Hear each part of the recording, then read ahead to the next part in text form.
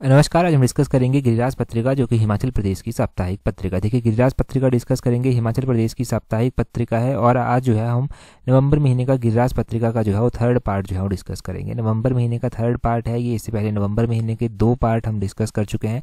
उन दोनों पार्ट की PDF आपको टेलीग्राम ग्रुप पर जो है वो हमने प्रोवाइड करवा दिए हैं। तीसरे पार्ट का PDF भी जो है वो आपको टेलीग्राम पर प्रोवाइड करवा दिया जाएगा। और इससे पहले जितने भी मंथ हुए हैं उन सबको हम गिरिराज पत्रिका में डिटेल से डिस्कस कर चुके हैं। आज नवंबर महीने के तीसरे पार्ट से डिस्कशन को स्टार्ट करते हैं। बोलते हैं सबसे पहले क्वेश्चन में, recently how many municipal corporation form in Himachal Pradesh. तो अभी हाल ही में हिमाचल प्रदेश में नई म्युनिसिपल कॉर्पोरेशन जो है वो बनाई गई हैं। ये बहुत ही ज़्यादा इंपॉर्टेंट क्वेश्चन है। मतलब ये समझिए कि ये क्वेश्चन पूछा जाएगा 100% श्योरिटी के साथ, मैं ही इसकी गारंटी आपको देता हूँ। तो हिमाचल प्रदेश में अभी जो नए नगर निगम बनाए गए हैं वो 3 बनाए गए हैं। ऑप्शन बी जो है वो सही आंसर हो जाएगा। देखो, यहाँ तक बात सीमित नहीं रहेगी कि हिमाचल प्रदेश में कितने नगर निगम जो है वो अभी बनाए गए हैं। ये जो नगर निगम बनाए गए हैं ये कौन कौन से बनाए गए हैं। एग्जामिनर ये भी तो पूछ सकता है कि नए नगर निगम कौन कौन से बनाए गए हैं। तो नए जो नगर निगम बनाए गए हैं, एक हमीरपुर बनाया गया है, एक ऊना बनाया गया है और एक जो है वो बद्दी को बनाया गया है। ये 3 नए नगर निगम जो है वो बनाए गए हैं। क्या हिमाचल प्रदेश में सिर्फ ये 3 ही नगर निगम है? नहीं, इससे पहले 5 नगर निगम और थे हिमाचल प्रदेश में। ये जो 5 नगर निगम इससे पहले हुआ करते थे, ये कौन कौन से जो था वो हुआ करते थे। तो देखो, 5 नगर निगम जो हुआ करते थे इनमें सबसे पुराना शिमला है एक, ये आपने ध्यान रखना है। उसके अलावा धर्मशाला उसके बाद होता था। धर्मशाला के बाद जो था वो पालमपुर को बनाया गया, मंडी को बनाया गया, सोलन को बनाया गया। ये 3 जो था वो और ऐड किए गए। तो टोटल 5 थे इससे पहले, अभी 3 और बनाए गए हैं। तो टोटल 8 जो है वो हो जाते हैं हमारे पास। अच्छा चलो ठीक है, ये 8 हमारे पास हो जाते हैं, सही बात है। क्या और भी कोई डेवलपमेंट की गई है? देखिए, डेवलपमेंट और भी की गई है। नगर निगम तो बनाए ही गए हैं, यहाँ पर वो जानकारी मैंने लिख कर दे दी है। इसके अलावा नगर काउंसिल भी बनाए गए हैं। नगर काउंसिल को इंग्लिश में क्या बोलेंगे? नगर काउंसिल को इंग्लिश में आप म्युनिसिपल काउंसिल जो है वो बोल देंगे। तो नए जो म्युनिसिपल काउंसिल बनाए गए हैं वो कितने बनाए गए हैं? नए म्युनिसिपल काउंसिल भी आपने ध्यान रखना है कि कितने बनाए गए हैं। तो 2 जो हैं वो नए नगर म्युनिसिपल काउंसिल बनाए गए हैं। ये 2 कौन कौन से हैं? एक तो नदौन को बनाया गया है, नदौन। दूसरा जो है वो किसको? ज्वाली को बनाया गया है, ज्वाली जो कि डिस्ट्रिक्ट कांगड़ा में पड़ता है। ये 2 जो हैं वो बनाए गए हैं। अच्छा, म्युनिसिपल काउंसिल क्या हिमाचल प्रदेश में 2 ही है? नहीं, 2 नहीं है। इससे पहले 29 म्युनिसिपल काउंसिल जो था वो हिमाचल प्रदेश में थे। तो 29 म्युनिसिपल काउंसिल हमने ऑलरेडी पढ़ रखे हैं और 5 म्युनिसिपल कॉर्पोरेशनें हमने ऑलरेडी पढ़ रखी हैं। तो ये डाटा भी आपने ध्यान रखना है कि हिमाचल प्रदेश में कितने म्युनिसिपल कॉर्पोरेशनें हैं। हिमाचल प्रदेश में पहले 5 म्युनिसिपल कॉर्पोरेशनें होती थी, 3 और बना दी गई, टोटल 8 हो गई। हिमाचल प्रदेश में म्युनिसिपल काउंसिल की बात करें तो पहले 29 हुआ करती थी, अभी 2 और बनाई गई हैं, वो भी आपने ध्यान रखनी है। अभी ये तो हो गया म्युनिसिपल कॉर्पोरेशन का, म्युनिसिपल काउंसिल का। आगे का जो क्वेश्चन है वो पंचायतों की ओर आपको ले जाएगा। क्वेश्चन देखिए क्या है। क्वेश्चन में बोलते हैं recently approval has been given by Himachal Pradesh government to create, यहाँ पर हाउ होगा, हाउ मैनी नगर पंचायत। तो बोलते हैं कि अभी हाल फिलहाल में जो है वो हिमाचल प्रदेश कैबिनेट के द्वारा जो है वो कितनी नई होगा, यहाँ पर नई नगर पंचायतें बनाने के लिए मंजूरी दी गई है। तो हिमाचल प्रदेश कैबिनेट के द्वारा जो है वो नई नगर पंचायतें बनाने के लिए मंजूरी दी गई है। और ये कहा गया है अभी कैबिनेट के द्वारा 6 नई नगर पंचायतें बनाई जाएंगी। ऑप्शन सी जो है वो सही आंसर है। तो हिमाचल प्रदेश में ये जो 6 नई नगर पंचायतें बनाने का जो है वो डिसाइड किया गया है। अच्छा, हिमाचल प्रदेश में कितनी नगर पंचायतें जो था वो होती थी? नगर पंचायतें हिमाचल प्रदेश में 26 जो था वो इससे पहले होती थी। कितनी? 26 नगर पंचायतें हिमाचल प्रदेश में होती थी। डोंट कन्फ्यूज इट विद ग्राम पंचायत। ग्राम पंचायत का कॉन्सेप्ट अलग है। ग्राम पंचायत मतलब जो गाँव की पंचायत है, नगर पंचायत मतलब जो नगर वाली आ गई हमारे पास। तो हिमाचल प्रदेश में ये कॉन्सेप्ट आपने शायद नहीं हमने पढ़ा है पहले कि हिमाचल प्रदेश में कितनी नगर पंचायतें हैं। हाँ, टेस्ट सीरीज में मैंने ज़रूर डाला था ये, जब हमने एलाइड के लिए इकोनॉमिक सर्वे डिस्कस किया था। तो नगर पंचायतें हिमाचल प्रदेश में 26 हैं और ग्राम पंचायतें हिमाचल प्रदेश में 3615 हैं। वो 3615 हैं। अभी जो बनाई गई हैं वो नगर पंचायतें बनाई गई हैं। 26 पहले थी, 6 नई नगर पंचायतें जो है वो बना दी गई। कोई कन्फ्यूजन तो नहीं हो रहा जो डाटा मैं आपको बता रहा हूँ? एक बार मैं फिर से क्लियर करता हूँ आपको। देखो, हिमाचल प्रदेश में अगर हम म्युनिसिपल कॉर्पोरेशन की बात करते हैं, सबसे पहले म्युनिसिपल कॉर्पोरेशन इसमें सबसे बड़ा आ जाएगा। फिर आएगा हमारे पास म्युनिसिपल काउंसिल, फिर म्युनिसिपल काउंसिल आ जाएगा। फिर उसके बाद जो है वो हमारे पास नगर पंचायत आएगा। उसके बाद नगर पंचायत आ जाएगा, उसके बाद ग्राम पंचायत आएगा। ठीक है, म्युनिसिपल कॉरपोरेशन हमारे पास जो पहले हुआ करती थी, जो हमने पढ़ा है अभी तक, वो हमने 5 पढ़ी हैं। म्युनिसिपल काउंसिल जो हमने अभी तक पढ़ी हैं वो हमने 29 जो हैं वो पढ़ रखी हैं। नगर पंचायतें जो हमने पढ़ रखी हैं वो हमने 26 पढ़ रखी हैं। ग्राम पंचायतें हमने 3615 पढ़ रखी हैं। अभी कैबिनेट की मीटिंग हुई, कैबिनेट की मीटिंग में कहा गया कि हिमाचल प्रदेश में 3 और नई म्युनिसिपल कॉरपोरेशन को जोड़ा जाएगा। सही बात हो गई। कहा गया कैबिनेट में ही कि म्युनिसिपल काउंसिल भी बनाई जाएंगी। तो कितनी म्युनिसिपल काउंसिल बनाई जाएंगी? 2 म्युनिसिपल काउंसिल बनाने की बात कही गई, एक नदौन और एक ज्वाली। और हिमाचल प्रदेश में कहा गया कि नगर पंचायतें भी ऐड की जाएंगी और 6 नई नगर पंचायतें जो हैं वो बनाई जाएंगी। तो ये कहा गया। और ग्राम पंचायतों का डाटा फिल स्टिल वैसा का वैसा ही है, हमारे पास 3615 ग्राम पंचायतें ऑलरेडी हैं। तो ये स्टेटस है अभी का। अभी तो समझ आ गया होगा, कोई दिक्कत नहीं बची होगी। तो ये क्वेश्चन है, यहाँ से एक ना एक क्वेश्चन ज़रूर एग्जाम में जो है वो बनेगा, 100% श्योरिटी के साथ मैं ही इस बात को कह देता हूँ। चलो ठीक है, ये बात क्लियर होगी। अगले क्वेश्चन की ओर चलते हैं। अगले क्वेश्चन में क्या पूछा गया है? अगले क्वेश्चन में बोलते हैं किन्नौरी एंड कुल्लू शॉल, एक पशम होता है, एक ढोरू होता है, एक पट्टू होता है। बोलते हैं were once send to which of the following region. तो बोलते हैं किन्नौरी शॉल हो गया, कुल्लू शॉल हो गया, पशम ढोरू हो गया, पट्टू हो गया, निम्नलिखित में से किस क्षेत्र में भेजे जाते हैं? ये क्यों चर्चा में आए वो भी बताऊंगा, परंतु किसी टाइम ये तिब्बत के लिए भेजे जाते थे। ऑप्शन सी सही आंसर। क्यों चर्चा में आए, कॉन्टेक्स्ट हम देखेंगे, परंतु ये जो किन्नौरी, कुल्लू और पशम, डोहरू और पट्टू है। डोहरू क्या होता है? ये भी एक पट्टू की तरह ही होता है, ब्लैंकेट जस्ट लाइक एज, वैसा ही डोहरू होता है ये। तो ये वैसा होता है और मेन कॉन्टेक्स्ट तो डोहरू के ऊपर टिका हुआ है आज का। ये जो है ना वो किसी टाइम तिब्बत के लिए जो था वो भेजे जाते थे। फिर उसके बाद ये लवी मेले में जो था वो ट्रेड किए जाने लगे। बार्टर सिस्टम के थ्रू जो था वो पहले तिब्बत को भेजे जाते थे और फिर लवी मेला जब स्टार्ट हो गया तो लवी मेले में जो था वो ये इस्तेमाल चीज़ें होने लगी, वहाँ पर ये बिकने लगी चीज़ें। अब क्यों चर्चा में आया? अभी था लवी मेला, लवी मेला अभी हुआ। तो देखो लवी मेले के बारे में गिरिराज पत्रिका में आया था कि मुख्यमंत्री जो था वो लवी मेले में गए थे। वहाँ पर जब वो गए थे तो उनके द्वारा डोहरू परचेज किया गया, डोहरू उनके द्वारा खरीदा गया, डोहरू खरीदा गया। तब मुझे लगा कि इसके बारे में थोड़ा सा बताना ज़रूरी है। एक यूँ कह लीजिए कि ऊनी चद्दर टाइप में ये होता है डोहरू। नेट पर सर्च करेंगे तो पता चल जाएगा डोहरू कैसा क्या होता है। और डोहरू उनके द्वारा खरीदा गया, तब हमने ये पढ़ा। अब लवी मेले की बात करना ज़रूरी है। वैसे हमने पिछले एडिशन में लवी मेले की बात जो है वो कर रखी है। लवी मेला देखो ये ओल्डेस्ट मेला है, लगभग 300-400 साल पुराना ये मेला है। और ये मेला बुशहर में, कुलरामपुर में होता है। बुशहर रियासत के तहत ये पहले आता था। इसको स्टार्ट किसके द्वारा करवाया गया था? तो इसको जो था वो वहाँ के जो राजा होते थे उस टाइम, उनके द्वारा स्टार्ट करवाया गया था, जिनका नाम केहरी सिंह था। तो केहरी सिंह के द्वारा था वो लवी मेले को जो था वो स्टार्ट करवाया गया था। केहरी सिंह के ही बारे में हम ये भी पढ़ते हैं कि राजा केहरी सिंह को अजानुबाहु भी कहा जाता था। और राजा केहरी सिंह को जो था वो छत्रपति की उपाधि भी दी गई थी। छत्रपति की उपाधि जो इनको दी गई थी वो किसके द्वारा दी गई थी? इनको औरंगजेब के द्वारा छत्रपति की उपाधि जो था वो दी गई थी। ठीक है जी, तो ये बातें कही जाती हैं और ये बातें आपने याद भी रखनी है। अब लवी मेला हमने पहले डिस्कस किया था तो लवी मेले का क्वेश्चन नहीं बनाया, डोहरू का कॉन्टेक्स्ट बनाकर यहाँ पर मैंने क्वेश्चन डिस्कस किया आपके साथ। रेणुका जी मेला भी अभी मनाया गया, रेणुका माता का मेला। तो रेणुका माता का मेला जो है ये भी इम्पोर्टेंट है। हमने लास्ट टाइम पढ़ा था रेणुका मेले के बारे में कि रेणुका मेला जो है डिस्ट्रिक्ट सिरमौर का फेमस मेला है। रेणुका लेक भी है जिसके बारे में हमने पढ़ा है कि वो एक लेडी शेप लेक है, औरत के आकार की शेप है। और इस रेणुका जी मेला जो ये होता है ये 2011 में जो था वो इसको इंटरनेशनल मेला जो था वो घोषित किया गया था। दिवाली के 10 दिन बाद जो है ये मनाया जाता है। लगभग 6 दिनों तक ये मेला जो है वो चलता है। भगवान परशुराम हर वर्ष कहा जाता है कि अपनी माता रेणुका के साथ मिलने के लिए जो है वो आते हैं, तभी ये मेला जो है वो यहाँ पर मनाया जाता है। रेणुका जी क्षेत्र की अगर हम बात करते हैं तो रेणुका जी विधानसभा भी है। रेणुका जी क्या है? विधानसभा क्षेत्र भी आता है। और रेणुका जी विधानसभा क्षेत्र आता है। यहाँ के जो MLA हैं वो हैं डेप्यूटी स्पीकर प्रेजेंट टाइम में हिमाचल प्रदेश के। तो MLA यहाँ के कौन है? MLA का नाम भी आपने ध्यान रखना है, विनय कुमार MLA हैं जो कि प्रेजेंट टाइम में डेप्यूटी स्पीकर ऑफ हिमाचल प्रदेश भी हैं। अच्छा, अगर डिस्ट्रिक्ट सिरमौर की बात हो ही रही है, विधानसभा तक हम पहुंच गए हैं, तो डिस्ट्रिक्ट सिरमौर में कितने विधानसभा क्षेत्र आते हैं?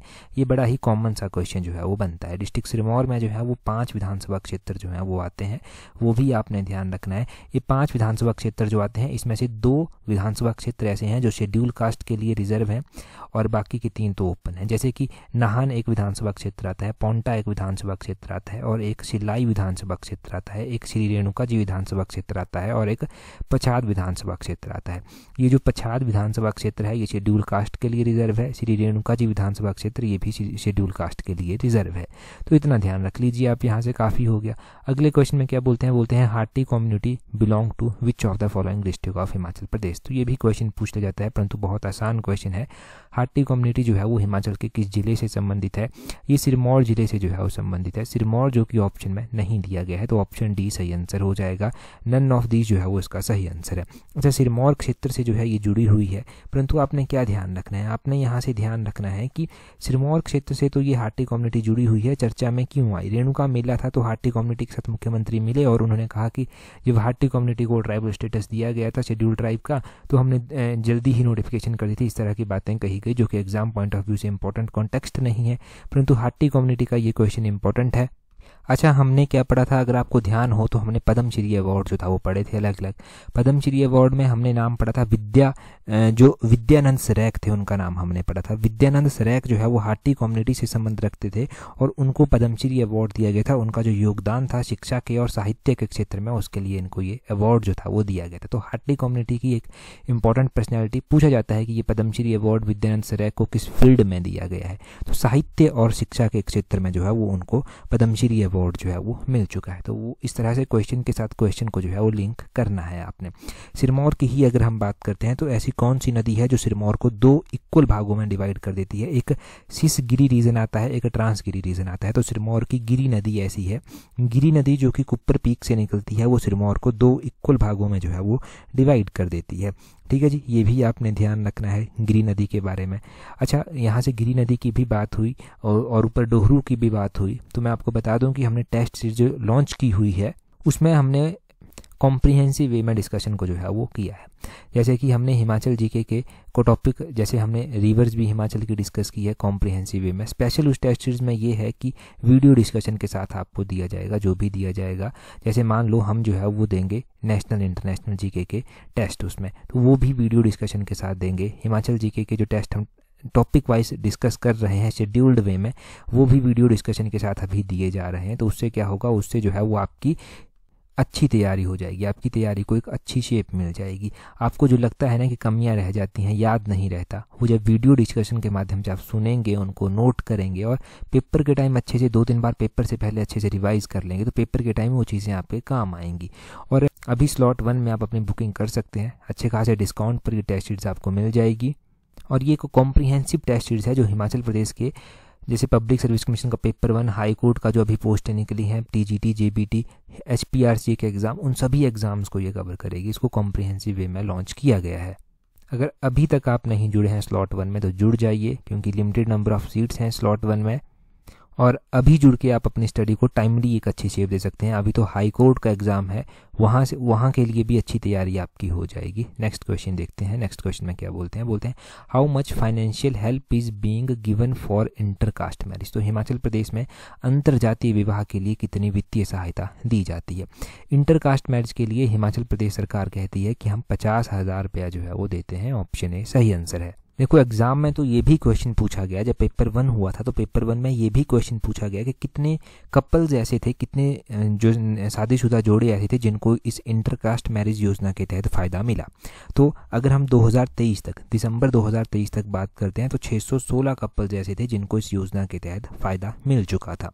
ठीक है, वो डाटा था और वो पेपर में पूछा गया था, पेपर 1 में पूछा गया था। पता नहीं कौन से पेपर 1 में पूछा गया था, परंतु पूछा गया था, पढ़ा है हमने ये क्वेश्चन। ठीक है, और इस तरह के और भी क्या कोई असिस्टेंस दिए जाते हैं, क्या और भी कोई सहायता दी जाती है सरकार के द्वारा? ठीक है, हाँ, दी जाती है इस तरह की, जैसे कि हिमाचल प्रदेश सरकार जो है विडो रीमैरिज असिस्टेंस भी जो है वो देती है। विडो रीमैरिज स्कीम भी सरकार के द्वारा चलाई गई है और इसका मेन टारगेट ये है कि जो विडोज़ हैं उनका रिहेबिलिटेट उनको किया जाए, उनको फिर से पुनर्वासित किया जाए। तो उसके लिए सरकार जो है वो विडो रीमैरिज के लिए सरकार 2 लाख रुपया जो है वो देती है। कितना? 2 लाख रुपया वहाँ पर दिया जाता है। ये भी क्वेश्चन बनता है एग्जाम में। पहले ये कुछ और राशि थी, परंतु अभी बढ़ाकर 2 लाख रुपया कर दी गई है। तो ये 2 लाख का अमाउंट इंपॉर्टेंट है एग्जाम पॉइंट ऑफ व्यू से। सरकार के द्वारा मुख्यमंत्री शगुन योजना भी चलाई गई है, जो हमने बहुत बार पढ़ी है। शगुन योजना के तहत 31,000 रुपया दिया जाता है। 31,000 रुपया जो है वो उसके तहत दिया जाता है। उनको दिया जाता है जो कि लड़कियां बीपीएल फैमिली से बिलोंग करती हैं, उनको ये 31,000 रुपये की असिस्टेंस जो है वो दी जाती है। दूसरी ओर सरकार ये भी कहती है कि हम मुख्यमंत्री कन्यादान योजना भी एक लॉन्च करते हैं। उस मुख्यमंत्री कन्यादान योजना के तहत सरकार कितना पैसा देती है, उसके तहत जो सहायता दी जाती है वो 51,000 रुपया जो है वो दी जाती है। वो उनको दी जाती है जो बेसहारा लड़कियां हैं, जिनकी एनुअल इनकम जो है वो 50,000 से ज़्यादा नहीं है। उनको शादी के टाइम जो है वो 51,000 रुपीज़ जो है वो दिया जाता है। तो ये सारी योजनाएं अभी आपने ध्यान रखनी है, चाहे वो इंटरकास्ट मैरिज वाला हो गया, चाहे वो विडो रीमैरिज वाला हो गया, चाहे वो मुख्यमंत्री शगुन योजना हो गया, चाहे वो मुख्यमंत्री कन्यादान योजना हो गया। इन सभी योजनाओं से एग्जाम में क्वेश्चन बन सकते हैं। नेक्स्ट क्वेश्चन देखते हैं हमारे पास क्या पूछा गया है। बोलते हैं Kinnar Lok Sahitya is a book written by which author. तो बोलते हैं किन्नर लोक साहित्य किस लेखक द्वारा लिखी गई पुस्तक है। तो ये जो किन्नर लोक साहित्य किताब है ये डॉक्टर बंसीराम शर्मा के द्वारा लिखी गई है। ऑप्शन बी सही आंसर है। हिमाचल प्रदेश के कुछ इंपॉर्टेंट ऑथर, उनके द्वारा किताबें कौन कौन सी लिखी गई हैं वो हम रिवाइज करते हैं, परंतु इस किन्नर लोक साहित्य को ऐड कर लेना। ये बस बंसीराम शर्मा के द्वारा लिखी गई है। किताबों की लिस्ट हमने यहाँ पर एक बना रखी है, इसको देख लीजिए आप। बोलते हैं पीयूष गुलेरी के द्वारा जो है वो 34 किताब लिखी गई है। पंडित भवानी दत्त शास्त्री के द्वारा लहरा दहरा की किताब जो है वो लिखी गई है। और नरेंद्र अरुण के द्वारा आज़ाद देशारी किताब लिखी गई है। तारीख़ रियासत सिरमौर किताब रणजौर सिंह ने लिखी है। Bilaspur past present and future ये किताब आनंद चंद के द्वारा लिखी गई है। और Bilaspur a people of battered ये भी आनंद चंद के द्वारा लिखी गई है। कुल्लू तो देश की कहानी किताब बहुत बार एग्जाम में पूछी जाती है, लालचंद पार्थी के द्वारा लिखी गई है। किन्नर प्रदेश और हिमालयन परिचय किताब राहुल सांकृत्यायन के द्वारा लिखी गई हैं। ये भी एलाइड के एग्जाम में पहले बहुत बार पूछी गई हैं। हिमालयन आर्ट जेसी फ्रैंक ने लिखी है। प्राचीन हिमाचल एलपी पांडे ने लिखी है। अवॉर्ड ऑफ गॉड किताब एंड्रयू विल्सन ने लिखी है। Shimla past and present E J Buck ने लिखी है। और पहाड़ी चित्रकला किताब KL वैद्या ने लिखी है। हिमाचल प्रदेश परिचय, हिमाचल अतीत वर्तमान और भविष्य एक झलक ये किताब जो है वो देवराज शर्मा ने लिखी है। Travel in Kashmir and Ladakh Vigne ने लिखी है। Himachal Pradesh its area and language ये किताब YS परमार के द्वारा लिखी गई है। तो ये एक किताबों की इंपॉर्टेंट लिस्ट है। जब भी किताबें हम पढ़ते हैं इस लिस्ट को ज़रूर रिवाइज़ करते हैं, ठीक है जी। तो अभी हमने ये रिवाइज़ कर ली और इम्पॉर्टेंट है ये एग्ज़ाम पॉइंट ऑफ व्यू से हर एक किताब। देखो, अगर आप हाई कोर्ट के एग्ज़ाम के लिए तैयारी करें, किसी और एग्ज़ाम के लिए तैयारी करें, लाइटली मत लीजिए। इतनी मेहनत कीजिए कि एटलीस्ट एग्ज़ाम के टाइम आपको ये ना लगे कि कोई कमी रह गई है मेहनत में। दिन रात एक कर दीजिए, जितने एफर्ट्स कर सकते हैं उतने एफर्ट्स कीजिए। देखो, थोड़े दिनों की तपस्या होती है, परंतु इस तपस्या में अगर आप सफल हो जाए ना अच्छी से मेहनत करके, तो एक ब्राइट फ्यूचर आप जो है वो बना सकते हैं। अपना ब्राइट फ्यूचर आप बना सकते हैं और वो तभी पॉसिबल है जब आप दिन रात एक करके मेहनत करेंगे। कोई भी कमी मत छोड़ो अपनी तरफ से, जितना पढ़ सकते हो उतना पढ़ो। अगला क्वेश्चन देखिए क्या बोलते हैं। अगले क्वेश्चन में बोलते हैं the foundation stone of which monastery of Lahaul was laid by Padma Sambhav. तो बोलते हैं कि लाहौल की कौन सी मोनेस्ट्री की स्थापना जो था वो पद्म संभव के द्वारा जो था वो की गई थी। लाहौल की कौन सी मोनेस्ट्री थी जिसकी स्थापना पद्म संभव के द्वारा की गई थी? वो थी गुरु घंटाल मोनेस्ट्री। कौन सी? गुरु घंटाल। ऑप्शन सी जो है वो सही आंसर हो जाएगा। अच्छा, हम मोनेस्ट्रीज के बारे में अक्सर पढ़ते रहते हैं। ये जो गुरु घंटाल मोनेस्ट्री है ये चंद्रा और भागा नदी के जो संगम होता है वहीं पर साथ में तुपचलिंग विलेज में जो है ये पड़ती है। ये आपने ध्यान रखना है। गुरु पद्म संभव जी के द्वारा जो था उसकी कंस्ट्रक्शन की गई थी। हमारे पास ताबो मोनेस्ट्री भी यहाँ पर दी गई है। ताबो मोनेस्ट्री भी जो है वो काफ़ी पुरानी मोनेस्ट्री है। 996 AD में इसकी स्थापना जो था वो की गई थी। इसको अजंता ऑफ हिमालयस भी कहा जाता है। और 1996 में इसको बने हुए लगभग 1000 वर्ष जो था वो पूरे हो गए थे, ये भी पता होना चाहिए आपको। और इसके अलावा यहाँ पर जो है कारदंग मोनेस्ट्री जो है वो दिया गया है। कारदंग मोनेस्ट्री लाहौल में ही आती है। और ये जो मोनेस्ट्री है ना, वैसे इसकी एग्जैक्टली हम बात करें तो 900 AD के आसपास इसकी स्थापना कर दी गई थी, परंतु कहा जाता है कि 1912 में लामा नूरबू कारदंग होते थे जिसने इसको रेनोवेट जो था वो किया था कारदंग मोनेस्ट्री को। एक तायुल मोनेस्ट्री है। तायुल मोनेस्ट्री जो था वो 17th सेंचुरी की मोनेस्ट्री है और इसको जो है वो किसने स्टेबलाइज किया था तायुल मोनेस्ट्री को? इसको लामा सारजा रिनचेन ने जो था वो स्टेबलाइज किया था तायुल मोनेस्ट्री को। अच्छा, एक और क्वेश्चन पूछा जाता है कि ये जो ताबो मोनेस्ट्री है ये कहाँ पर आती है, लाहौल में आती है कि स्पीति में आती है, आप कमेंट करके बताएंगे। नहीं पता होगा कोई बात नहीं, अगली बार हम डिस्कस कर लेंगे, परंतु अभी आप बताएंगे कि तायुल मोनेस्ट्री लाहौल में आती है कि स्पीति में आती है, जल्दी से कमेंट करके बता दीजिए। अगला क्वेश्चन देखते हैं हमारे पास क्या पूछा गया है नेक्स्ट क्वेश्चन में। अगला वन लाइनर क्वेश्चन जो है वो अभी चलते हैं, तो वन लाइनर क्वेश्चन अभी हम डिस्कस करेंगे। बोलते हैं बड़ा बंगाल किस नदी का उद्गम स्रोत है, तो बड़ा बंगाल से रावी नदी जो है वो निकलती है, जो कि चंबा शहर के किनारे से होती हुई गुजरती है, वो आपने ध्यान रखना है। हिमाचल प्रदेश में रावी नदी की कुल लंबाई अगर हम देखेंगे कि कितनी है, तो रावी नदी 158 किलोमीटर जो है वो हिमाचल में बहती है। चलो सही बात हो गई। अगला है कि शिमला कालका रेलवे लाइन को विश्व धरोहर किस वर्ष घोषित किया गया था। शिमला कालका रेलवे लाइन जो आता है ये वर्ल्ड हेरिटेज लिस्ट में आता है, यूनेस्को की वर्ल्ड हेरिटेज लिस्ट में आता है। और इसको कौन से ईयर में घोषित किया गया था, हम 2008 जो है वो पढ़ते हैं, तो 2008 में इसको जो था वो रखा गया था वर्ल्ड की जो यूनेस्को की वर्ल्ड हेरिटेज लिस्ट है उसमें। अगर हम बात करें कि ये स्टेबलाइज कब हुई थी, कब इसकी इनॉग्रेशन की गई थी, तो इसका उद्घाटन 1903 में किया गया था। 1903 में इसका उद्घाटन किसके द्वारा जो था वो किया गया था, 1903 में इसका उद्घाटन उस टाइम जो वायसराय हुआ करते थे लॉर्ड कर्जन, उनके द्वारा जो था वो किया गया था। और इसमें जो टोटल नंबर ऑफ सुरंगें आती हैं, टनल्स जो आती हैं, वो 113 आती हैं। कहा जाता है बीच में कोई एक टनल टूट गई है तो 102 रह गई हैं, परंतु ओरिजिनली इसमें हम 103 ही टनल्स जो हैं वो पढ़ते हैं। कालका शिमला रेलवे लाइन की जो कुल टोटल लेंथ आती है वो 96.54 किलोमीटर जो है वो आती है, वो भी ध्यान रखें।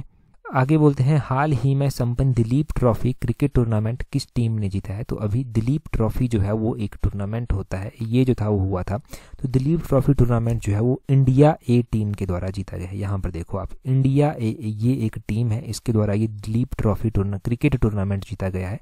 कई बार क्वेश्चन क्या पूछा जाता है, दिलीप ट्रॉफी किस खेल से संबंधित है, तो ये क्रिकेट से संबंधित है, क्रिकेट टूर्नामेंट ये होता है। इंडिया ए एक टीम है जिसके द्वारा ये जीता गया है। आगे बोलते हैं महादेई वन्य जीव अभ्यारण्य कहाँ पर आता है, तो ये महादेई वन्य जीव अभ्यारण्य जो है वो गोवा में आता है। गोवा ऑप्शन इसका सही होगा, इस क्वेश्चन को जरूर ध्यान रखना।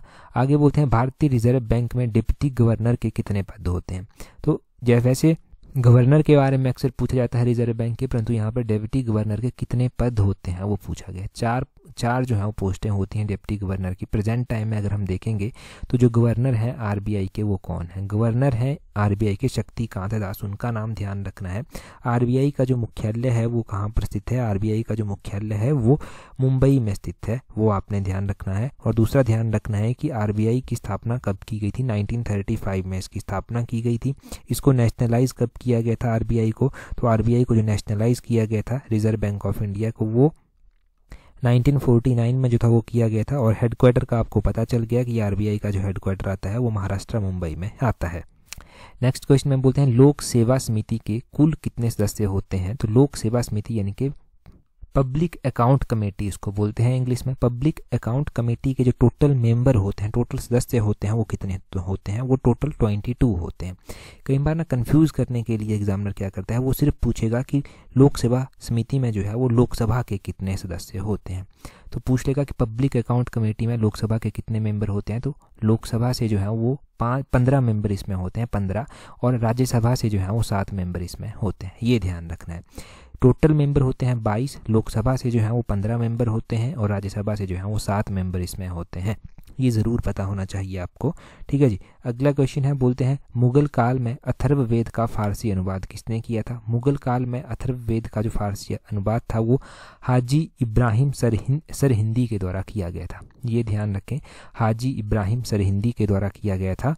जैसे कि हम पढ़ते हैं, क्या पढ़ते हैं कि 1365 में जो था वो फिरोज शाह तुगलक के द्वारा कांगड़ा पर अटैक किया गया था। ज्वालामुखी मंदिर से उसके द्वारा कुछ किताबें उठाई गई थी जिनका ट्रांसलेशन फारसी में करवाया गया था। तो ज्वालामुखी मंदिर से जो किताबें फारसी में ट्रांसलेट करवाई गई थी उनका ट्रांसलेशन फारसी में किसने किया था, वो खलीद खानी के द्वारा किया गया था। उस तरह से क्वेश्चन जो है वो बन जाते हैं, तो वो भी ध्यान रखना है, खलीद खानी से क्वेश्चन बन सकता है एग्जाम में। अच्छा, जिन्होंने भी ना टेस्ट सीरीज ज्वाइन की है ना, वो टेस्ट सीरीज का ग्रुप जरूर ज्वाइन कर लेना, पहले भी की है वो भी, और जो अब टेस्ट सीरीज को ज्वाइन कर रहे हैं वो भी टेस्ट सीरीज ग्रुप जरूर ज्वाइन करना। कोई भी दिक्कत आती है ग्रुप ज्वाइन करने में, हमें डायरेक्टली ईमेल करना, हम आपको ज्वाइन करवा देंगे। बोलते हैं विश्व आदिवासी दिवस कब मनाया जाता है।